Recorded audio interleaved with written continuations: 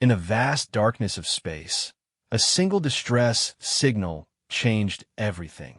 What should have been a routine rescue mission became humanity's first contact with an alien species, and their last mistake in underestimating the children of Earth. When the peaceful Zilani sent out their desperate SOS, they expected help from their fellow civilized races. Instead, they got something far more terrifying. Deathworlders who didn't just answer the call.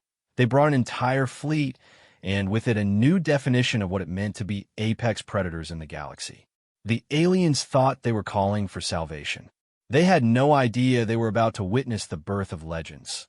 The Zilani research vessel Harmony's voice drifted silently through the asteroid field, its elegant bioluminescent hull casting soft blue patterns against the rocky debris.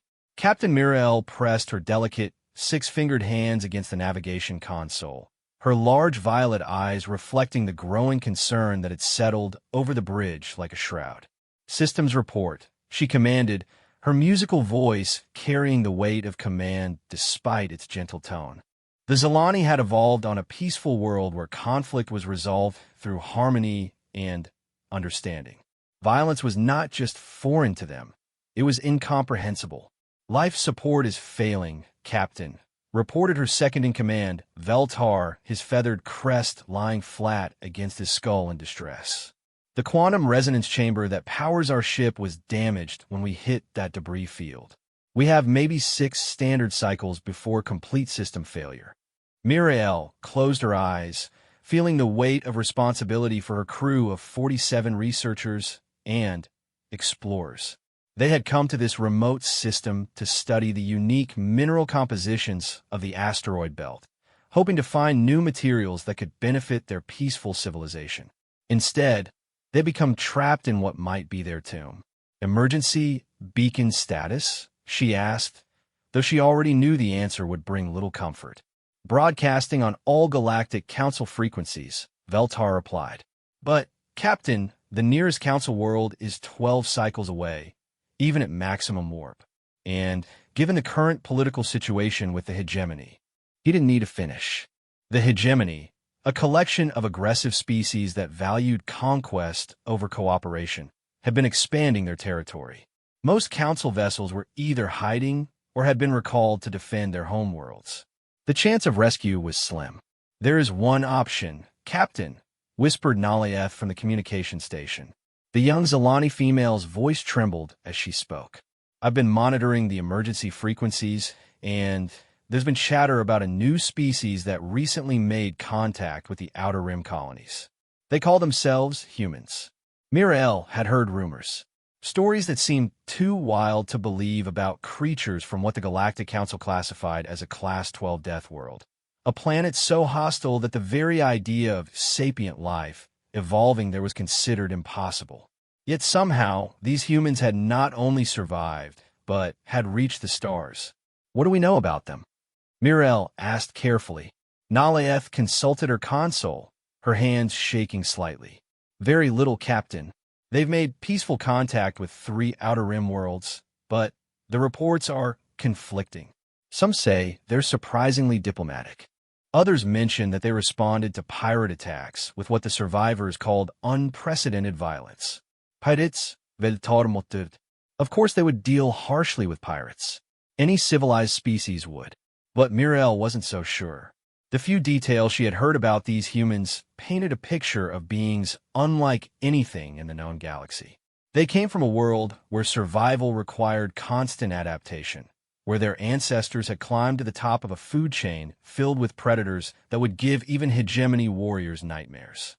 "How long would it take them to reach us?" she asked. Nalaeth worked quickly at her console.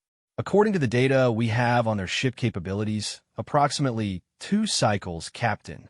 But there's something else." She paused, her violet eyes growing wider. "The signal would also reach hegemony space. If they intercept it and decide we have something valuable." The bridge fell silent. Everyone knew what the hegemony did to research vessels. The lucky ones were simply destroyed quickly. The unlucky ones were captured, their crews sold into slavery or worse. Mirael looked around at her crew, scientists, explorers, and philosophers who had dedicated their lives to understanding the universe through peaceful observation. They trusted her to make the right decision, but every choice seemed to lead to catastrophe. "Captain," Veltar said softly, "perhaps it would be better to face our fate with dignity rather than risk bringing these unknown predators to our location." Before Mirael could respond, the ship's sensors began to chime with new contacts. On the main display, a squadron of 6 ships emerged from behind a large asteroid. The angular, aggressive design was unmistakable. Hegemony vessels. "They found us," Nalieth breathed. The lead hegemony ship, a heavy cruiser bristling with weapons, opened a communication channel. The face that appeared on screen belonged to Commander Thrakor, a member of the reptilian Issakitar race known for their cruelty and territorial aggression. His yellow eyes gleamed with predatory satisfaction as he saw the helpless Zalani vessel. "Zalani ship, you are in violation of hegemony territorial claims." His harsh voice grated through the speakers. "Prepare to be boarded. Resist, and your deaths will be far less pleasant." Mirael felt her heart's racing in terror, but she forced herself to remain calm. "This is Captain Mirael of the research vessel Harmony's voice. We are not in hegemony space, according to our star charts. We are conducting peaceful scientific research under Galactic Council authorization." Thrakor's laugh was like grinding metal. "The Galactic Council's authority means nothing here, little songbird. This entire system now belongs to the hegemony. Your ship and crew are forfeit, but I am feeling generous today. Surrender now, and I will make your deaths quick." The connection ended, and Mirael watched as the hegemony ships moved to surround them. Their weapons powered up, ready to disable the Harmony's voice and board her. "Captain, orders?" Veltar asked, his voice steady despite the fear in his eyes. Mirael looked at her crew one last time. They were peaceful beings who had never harmed another soul, but they were about to be slaughtered or enslaved by creatures who saw violence as entertainment. The irony was bitter. In seeking help from rumored predators, they might have doomed themselves. But perhaps there was a chance, however small, that these humans were different from the monsters now surrounding them. "Nalaeth," she said quietly, "transmit our distress signal on all frequencies, including the ones these humans use. Include our exact coordinates and the nature of our situation. Make it clear we are under attack by hostile forces." "Captain, that might bring them here, but it might also, I know what it might do," Mirael interrupted. "But right now we need a miracle, and sometimes miracles come from the most unexpected places." As Nalieth worked to boost their signal strength, using what little power they had left, the hegemony ships closed in. Their boarding pods were already launching, filled with heavily armed soldiers eager for plunder and violence. The distress signal went out across the void, carrying with it a simple message: research vessel under attack. Crew of 47 peaceful beings. Coordinates attached. Please help.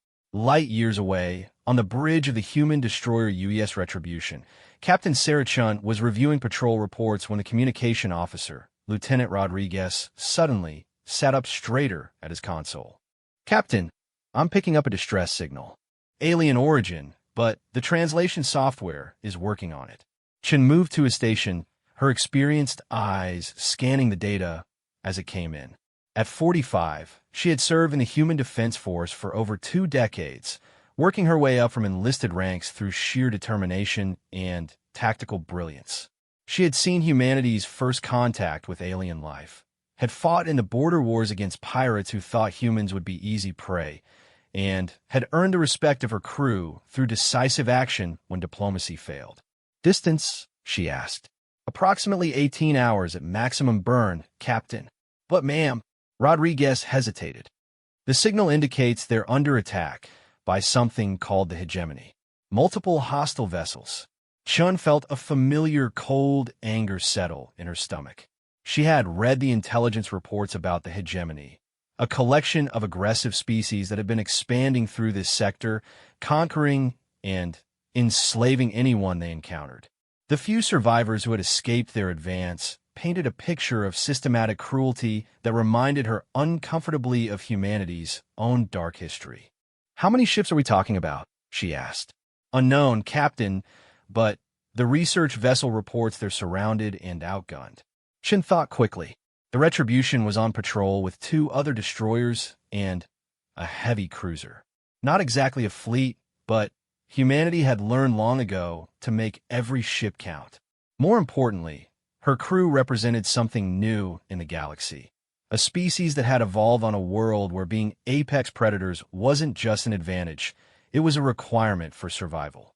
"Rodriguez, give me Admiral Harrison on subspace. Maximum encryption." As the connection established, Chen looked out at the stars and felt the familiar mixture of anticipation and grim satisfaction that came before battle. The aliens asking for help had no idea what they were about to witness. Humanity had spent millennia learning how to kill efficiently, and they had brought those lessons with them to the stars. Admiral Harrison's weathered face appeared on screen, his gray eyes immediately focusing on Chen's expression. "Captain, what's the situation?" "Sir, we received a distress call from an alien research vessel under attack by hostiles. Distance is 18 hours at maximum burn. Requesting permission to respond." Harrison was quiet for a moment, considering the implications.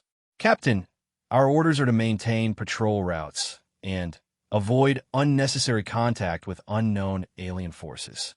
"Yes, sir." "But the beings asking for help appear to be unarmed civilians under attack by what our intelligence suggests is a hostile empire." The Admiral's expression hardened. Like most humans who remembered the species' violent past, he had little patience for predators who targeted the innocent. "Very well, Captain. Take your patrol group and respond. Rules of engagement are your discretion, but remember, we represent humanity out there. Make sure that representation is accurate." Chun smiled, and it wasn't entirely pleasant. "Understood, sir. We'll make sure the galaxy knows exactly what humanity stands for." As the connection ended, Chun turned to address her bridge crew. "All hands, prepare for emergency jump to hyperspace. Combat stations, full alert. We have civilians under attack, and we're going to remind whoever's responsible why you don't pick on people smaller than you." The bridge erupted into controlled activity as the crew prepared for action. In the ship's corridors, Marines checked their weapons and armor, while engineering pushed the engines to maximum efficiency. The Retribution and her sister ships turned toward the coordinates of the distress signal and jumped to hyperspace, racing across the void to answer a call for help. Behind them, subspace communications carried word of their mission to Fleet Command, and within hours, additional ships were being readied. What had started as a simple patrol response was about to become humanity's first major military action in alien space. In the asteroid field, the Zalani crew of the Harmony's voice huddled in their ship's common area as hegemony boarding parties cut through their hull. The sound of metal being torn apart echoed through the corridors, followed by the harsh voices of their captors shouting orders in languages that spoke only of violence and domination. Mirael held her youngest crew member, a researcher barely out of adolescence, as tears fell from both their eyes. "Do you think anyone heard our signal?" the young Zalani whispered. "I hope so," Mirael replied, though she wasn't sure whether rescue would be better or worse than whatever the hegemony had planned for them. She had no idea that 18 light-years away, the most efficient killers the galaxy had ever produced were already on their way, and they were not coming alone. The hegemony boarding parties moved through the Harmony's voice like a plague of violence. Commander Thrakgor himself led the assault, his massive reptilian form crushing delicate Zalani artwork underfoot as he searched for anything valuable. The ship's corridors, designed for peaceful beings who moved with grace and harmony, now echoed with the sound of boots, weapons, and cruel laughter. "Pitiful," Thrakgor snarled as he examined a Zalani scientific instrument with obvious disgust. "No weapons, no defenses, no useful technology. These creatures are barely worth enslaving." His lieutenant, a scarred warrior named Grakhow, dragged one of the Zalani engineers down the corridor by her feathered crest. "Commander, The prisoners are secured in the main hold. 47 total, all alive as ordered. What are your instructions? Thrakor considered the question while studying the ship's layout on a captured datapad. The Zalani had built their vessel with living quarters that prioritized comfort and beauty over efficiency, another sign of their weakness. Set charges throughout the ship. We'll take what we can carry and destroy the rest. As for the prisoners, he paused, his yellow eyes gleaming with malicious intent. The slave markets of Karthek pay well for exotic species. These singing birds will fetch a good price. In the hold where the Zalani crew was imprisoned, Captain Mirel tried to maintain calm despite the terror that gripped every member of her crew. The hegemony soldiers had been unnecessarily brutal during the capture, striking down anyone who showed the slightest resistance. 3 of her people were badly injured, and young Naliev had bruises across her delicate features where a Esikatar warrior had backhanded her for crying. "Captain," whispered Veltar, who was pressed against her in the cramped space, "do you really think help is coming?" Before Mirael could answer, the ship shuddered slightly. At first, she thought it was the hegemony soldiers placing their demolition charges, but then she noticed something strange. The vibration had a different quality, almost like the harmonic resonance they used in their own faster-than-light communications. In the command center of his heavy cruiser, Commander Thrakor was reviewing the inventory of captured supplies when his sensor operator suddenly straightened at his console. "Commander, I'm detecting hyperspace signatures. For contacts approaching fast." Thrakor moved to the tactical display, his predatory instincts immediately alert. "Identification, unknown configuration, sir. The computer doesn't recognize the ship designs. They're moving faster than anything in our database. Distance, they'll drop out of hyperspace in approximately 6 minutes, sir. Should I alert the other vessels?" Thrakor considered the options.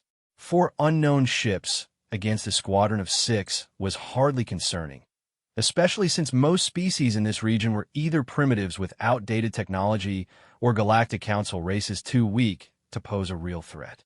Still, caution had kept him alive through dozens of campaigns. Alert the fleet, battle stations, but maintain boarding operations. If these newcomers want to interfere with hegemony business, they'll learn why that's a fatal mistake. Across the asteroid field, the other hegemony vessels acknowledged the order and powered their weapon systems. The destroyers Blood Talon and Prey Hunter moved to flanking positions, while the cruisers Bone Crusher and Pain Giver formed a battle line.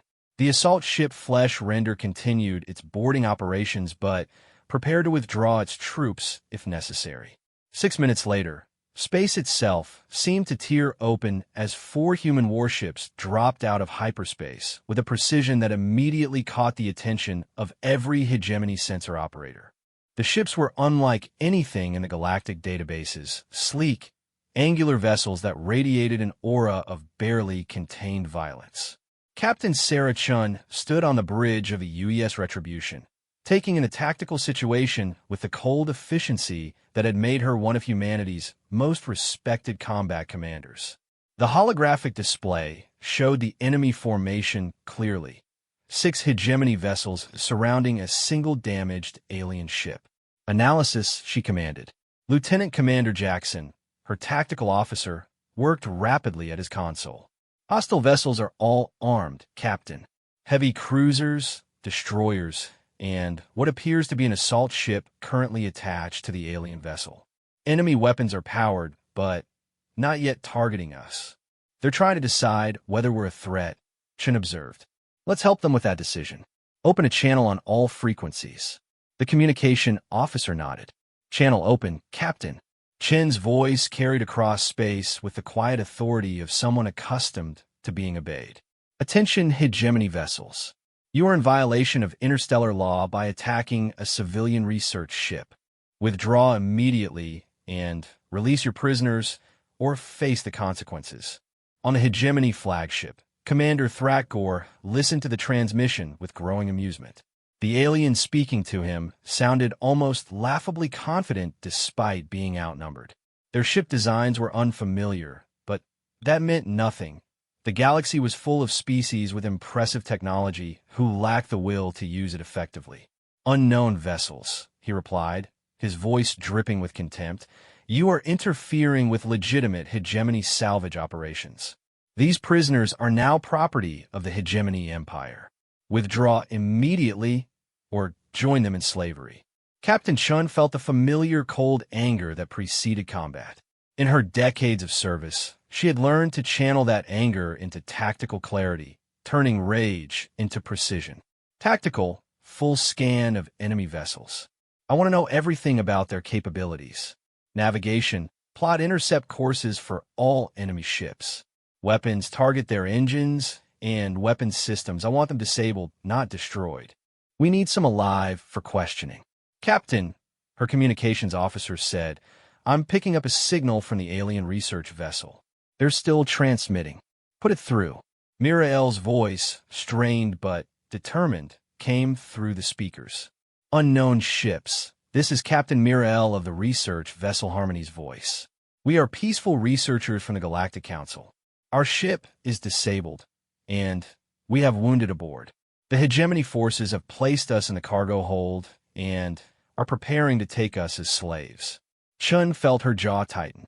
Slavery was something humanity had a particular hatred for, having experienced it themselves in their violent past.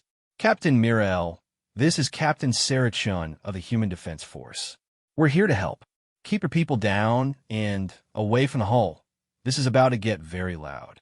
Human Defense Force? Thrakgor's laugh echoed across the communication channel. I've heard rumors about you mammals. They say you come from some sort of death world, but look around. You're outnumbered and outgunned. Stand down now, and I might let some of you live long enough to experience hegemony hospitality. Chin's response was calm and cold. Commander, you've just made the last mistake of your career. All ships commence attack. Show them what a death world species really looks like. What happened next will be talked about in military academies across the galaxy for generations to come. The human ships moved with a coordination and speed that caught the hegemony forces completely off guard. Rather than the cautious, long-range engagement most species preferred, the humans closed distance rapidly, their weapons systems targeting with an accuracy that spoke of extensive combat experience. The UES Retribution led the charge, her main guns opening fire with a sound that seemed to tear space itself. The projectiles were solid metal slugs accelerated to a significant fraction of light speed. Simple, primitive technology by galactic standards, but delivered with such precision and force that the first hegemony destroyer shields collapsed under the initial salvo. Commander Thrakgor watched in growing horror as the human ships tore through his formation like predators among prey. Their tactics were unlike anything he had studied. Aggressive to the point of apparent recklessness, but executed with a precision that revealed extensive combat experience. All ships, focus fire on the lead human vessel, he ordered, but even as his gunners complied, he realized something was terribly wrong. The human ships were moving in ways that should have been impossible, their pilots pulling maneuvers that would have killed most species through simple acceleration stress. On the bridge of the Retribution, Captain Shin felt the familiar weight of combat acceleration as her ship twisted through a series of evasive maneuvers that would have impressed fighter pilots. The artificial gravity systems strained to keep up, but the human crew endured forces that would have crushed most alien species. Target the assault ship next, she ordered. Get those boarding parties off that research vessel. Lieutenant Commander Jackson's fingers flew over his tactical controls. Targeting their docking clamps. Captain, if we can sever the connection without damaging the alien ship. Do it. The Retribution's secondary batteries spoke with deadly precision, sending streams of focused energy into the connection points between the assault ship Flesh Render and the Harmony's voice. The hegemony vessel was forced to withdraw or risk being dragged into the battle while still connected to its prize. Aboard the Flesh Render, the hegemony boarding parties received urgent orders to withdraw, but several squads were still aboard the Zilani vessel. Commander Thrakgor made the cold calculation that the warriors could be replaced more easily than his ships. Abandon the boarding parties, he ordered.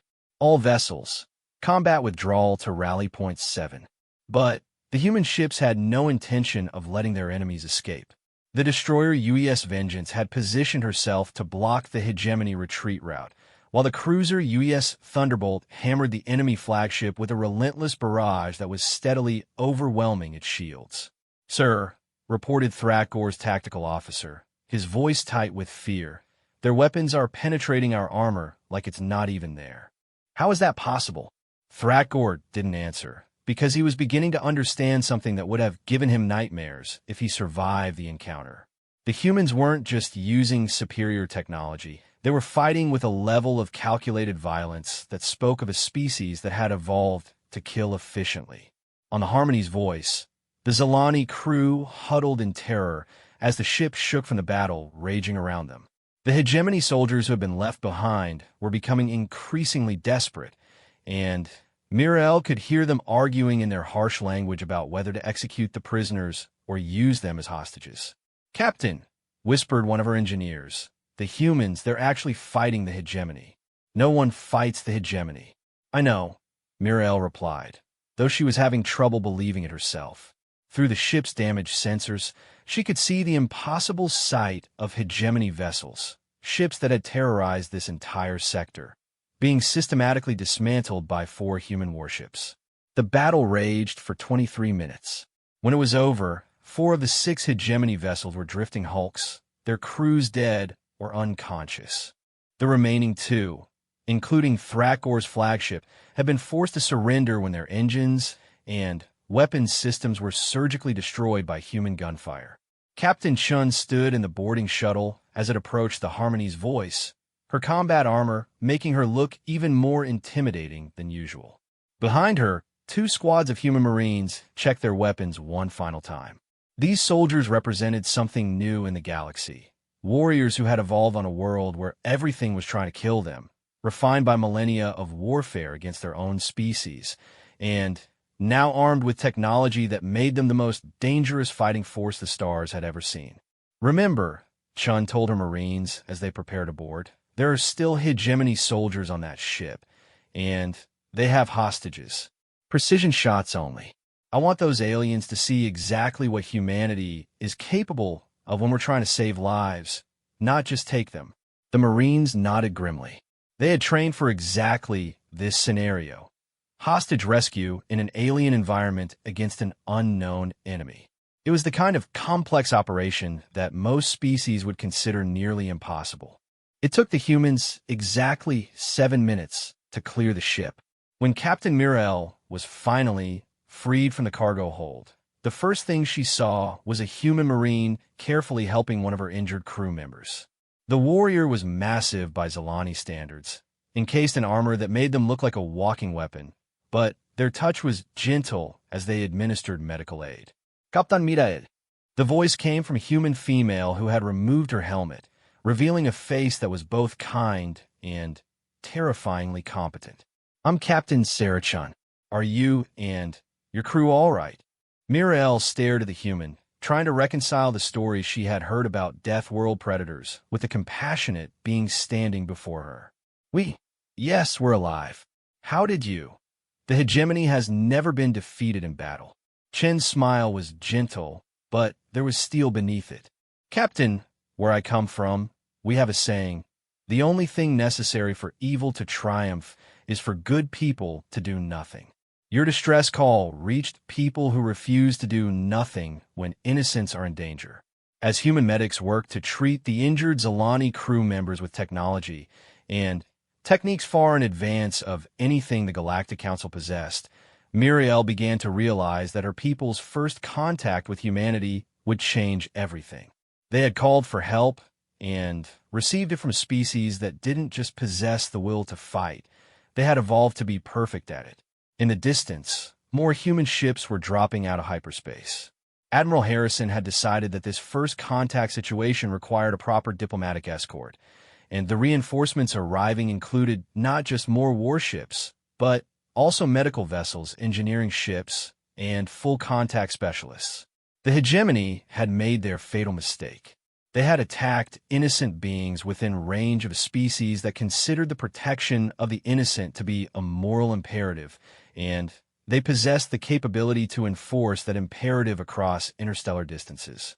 The galaxy was about to learn what happened when someone sent an SOS, and Deathworlders answered with a fleet point 3 days after the battle. The asteroid field had been transformed into something resembling a small city.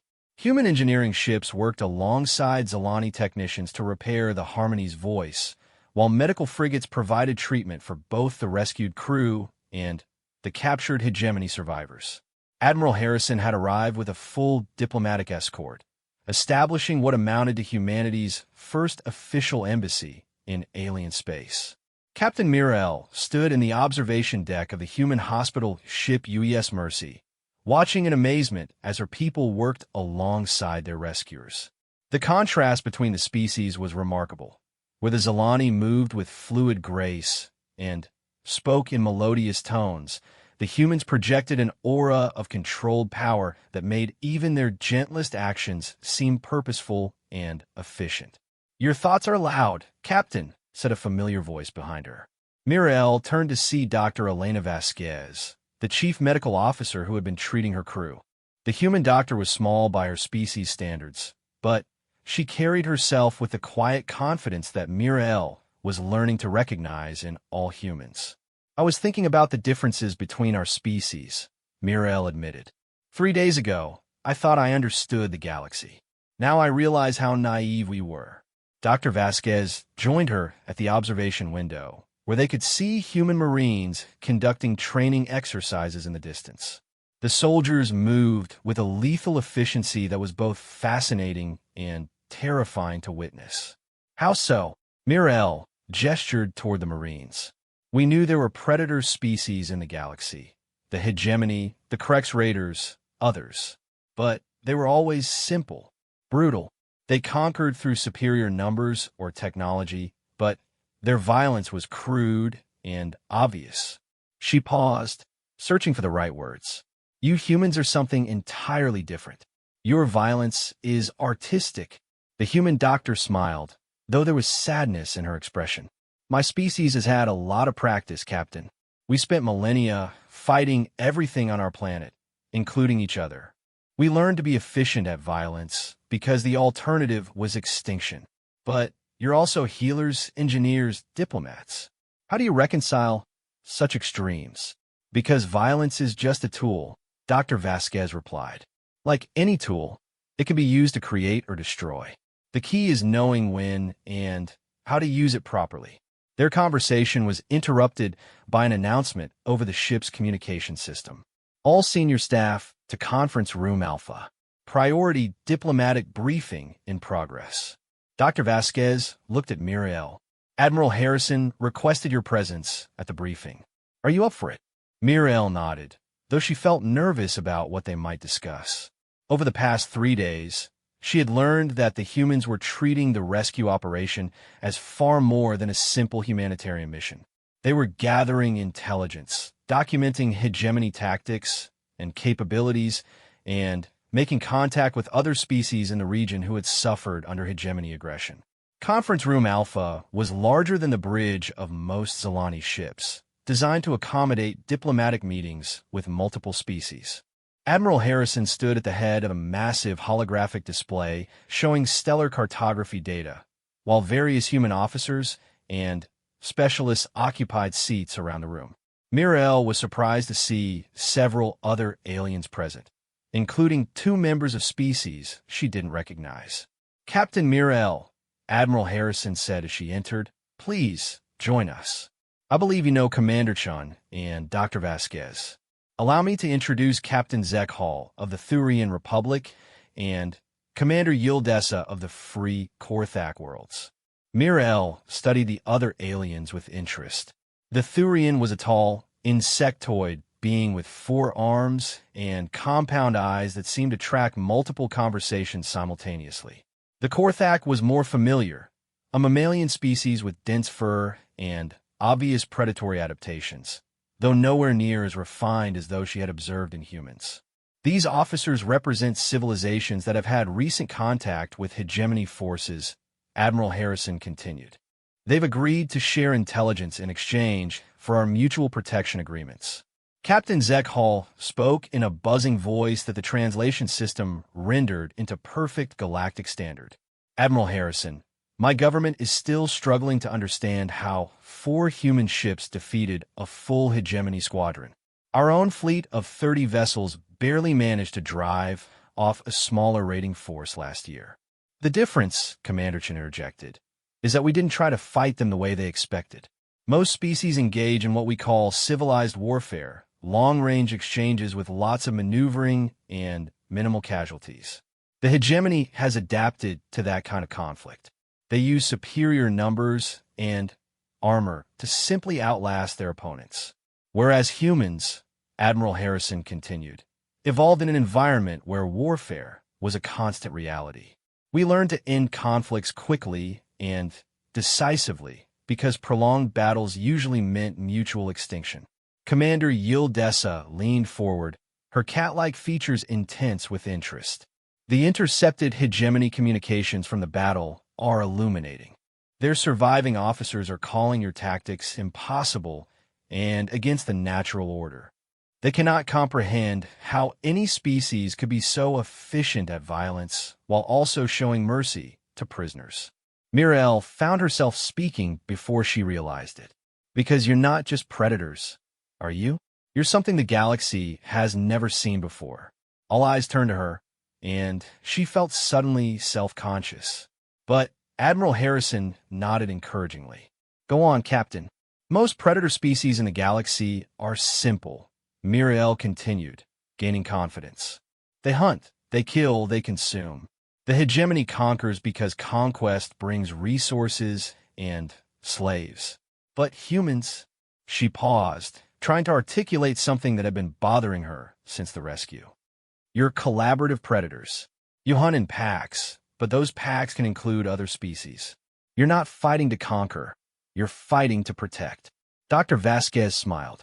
Pack bonding behavior. It's one of our strongest evolutionary traits. Humans will adopt almost anything into their pack if it needs protection. The holographic display shifted to show intelligence reports from across the sector. Red markers indicated hegemony-controlled systems, while yellow showed areas under threat. Blue markers represented known, friendly species, and Mirel was surprised to see how many there were. Ladies, gentlemen, and beings, Admiral Harrison said formally, what we're looking at is the foundation of something unprecedented in galactic history. For the first time, we have the opportunity to create a true defensive alliance, not based on species similarity or shared resources, but on shared values. Captain Zekhal's compound eyes focused intently on the Admiral. You're proposing a military alliance against the hegemony? I'm proposing something larger, Harrison replied. A mutual protection compact that extends beyond simple defense. Trade agreements, technological exchange, cultural cooperation, a genuine alternative to the chaos that's been spreading through this sector. The room fell silent as the implications sank in. What the Admiral was suggesting would fundamentally alter the balance of power in this region of space.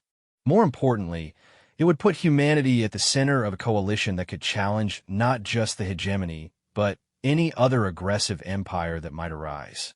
There's something else, Commander Chan said, activating another section of the display. Our intelligence analysis suggests that the hegemony's expansion has been accelerating over the past several years. They're not just raiding anymore. They're building towards something larger. New data appeared on the screen showing hegemony fleet movements and construction projects. The pattern was unmistakable. They were consolidating their forces for a major offensive operation. Their target appears to be the Galactic Council core worlds, Admiral Harrison said grimly. Based on intercepted communications and fleet dispositions, we estimate they'll be ready to move within 6 months. Commander Yildessa's fur stood on end. The Council worlds are defended, but their fleets are scattered across dozens of systems. If the hegemony can mass their forces, it would be a slaughter, Mirel finished quietly. The Council believes in defensive warfare. They would try to protect every world simultaneously instead of concentrating their forces effectively. Exactly, Admiral Harrison confirmed. Which brings us to the real purpose of this meeting. We can prevent that massacre, but only if we act quickly and decisively. The display shifted again, showing a detailed tactical analysis of hegemony strengths and weaknesses. Human intelligence gathering had been remarkably thorough in just 3 days, revealing supply lines, command structures, and strategic vulnerabilities that could be exploited.